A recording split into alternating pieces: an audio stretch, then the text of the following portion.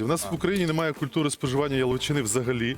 Ми всі звикли їсти свиню або сало. І коли хтось готує яловичину, вона виглядає і має смак типу підошви.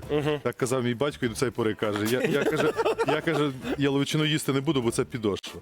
А чому підошва? Тому що ми її солимо одразу. Не треба солити ні в якому разі. Вам треба всього-навсього 4 інгредієнти, щоб ви розуміли. Стейк, сіль, перець і вершково.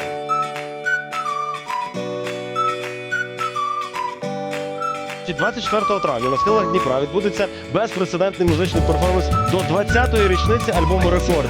Розказуйте, в чому унікальність і які сюрпризи. 24-го, на жаль, вже, чи на щастя, вже продано, і в нас є додатковий концерт, він відбудеться там же 25 травня, так що велкам, приходьте, згадаємо улюблені пісні, улюблені наші пісні, можливо, і ваші, і заодно зберемо на сили оборони.